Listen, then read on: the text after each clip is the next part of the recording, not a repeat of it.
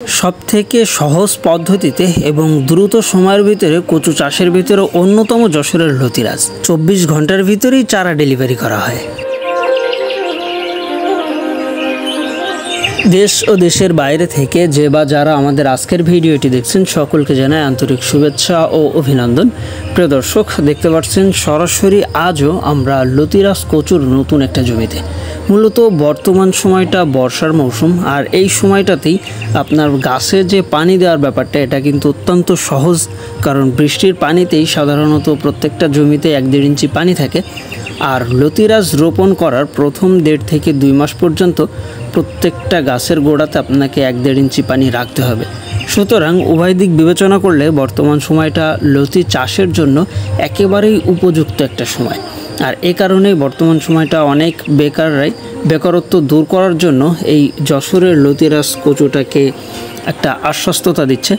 আপনিও চাইলেই খুব সহজভাবেই কিন্তু চাষটা করতে পারেন। তার জন্য আপনাকে পুরাতন জমির চারাটা সংগ্রহ করতে হবে, যেটা মাত্র 2 টাকা পিসে আপনি আমাদের কাছ থেকে সংগ্রহ করতে পারেন। আমরা সুন্দরবন কুরিয়ারের মাধ্যমে সকল চারাগুলা ডেলিভারি করে থাকি। আর প্রাথমিকভাবে আপনাকে চারাটা পরিচর্যার ব্যাপারটা জানতে হবে, রোপণের নিয়মকানুনগুলো জানতে হবে এবং জানতে হবে চারাগুলার কোন বয়সে কি পরিমাণে কি সারটা আপনাকে প্রয়োগ করতে হবে। এই যে চারাগুলো দেখতে পাচ্ছেন, এগুলো প্রত্যেকটা গাছই 1 হাত দূরত্ব করেই কিন্তু রোপণ করা। আর যে 2টা লাইন দেখতে পাচ্ছেন, এই লাইনের মাঝখানের জায়গাটা 1.5 হাত পরিমাণে দেওয়া, যেন এই 2টা লাইনের মাঝের স্থানে ঢুকে আপনি উভয় লাইন থেকেই লতিগুলা কাটতে পারেন। তার জন্যই কিন্তু ঠিক এভাবে আপনাকে চারাটা রোপণ করতে হবে।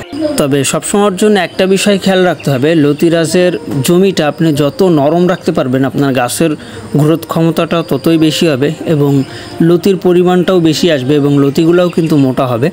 আর সাধারণত প্রত্যেকটা গাছ থেকেই 8টা থেকে 9টা পর্যন্ত লতি দিতে সক্ষম যশোরের লতিরাজ। আর সেজন্য আপনাকে অবশ্যই লতি চাষের জমিটা সঠিকভাবে পরিচর্যা করতে হবে, সঠিকভাবে চাষ দিয়ে একেবারেই নরম অবস্থাতে রাখতে হবে। তারপরে একেবারে সুন্দরভাবে সোজা করে আপনি চারাগুলো রোপণ করবেন, যেন আপনার লতি কাটা প্লাস চারার দেখার সৌন্দর্য উভয় দিকটা ঠিক থাকে। এই যে দেখতে পাচ্ছেন, একেবারেই পুরাতন জমির যে চারাগুলো সেগুলোই কিন্তু এখানে রোপণ করা। মাত্র 20 দিন বয়স, প্রত্যেকটা গাছ থেকেই শিকড় ছেড়ে দিছে এবং নতুনভাবে পাতা গজাচ্ছে।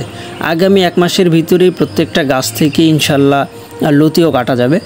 আর এরকমই বিশেষ কিছু বৈশিষ্ট্য থাকার কারণে বর্তমান সময়ে কচু চাষের ভিতরে সবচেয়ে উল্লেখযোগ্য চাষ যশোরের লতিরাজ। আপনি চাইলেই খুবই সহজভাবে এই চাষটা করতে পারেন এবং আপনার 1 টুকরা জমি থেকেই অনেক বেশি মুনাফা অর্জন করতে পারেন। তার জন্য যাবতীয় সকল প্রকার তথ্য এবং পরামর্শের জন্য আমাদের ভিডিও স্ক্রিনে দেওয়া নম্বরে যোগাযোগ করতে পারেন। এই যে দেখতে পাচ্ছেন, প্রতিনিয়ত আমরা এ সকল আপডেটটা দেওয়ার চেষ্টা করি যেন প্রত্যেকটা নতুন উদ্যোক্তার পাশে থাকতে পারি। তো প্রিয় দর্শক, এই ছিল মূলত আমাদের আজকের ভিডিওটা। দেখা হবে পরবর্তীতে আবার নতুন কোনো ভিডিওতে, নতুন কোনো চাষের সন্ধানে। সবাই ভালো থাকবেন। আল্লাহ হাফেজ।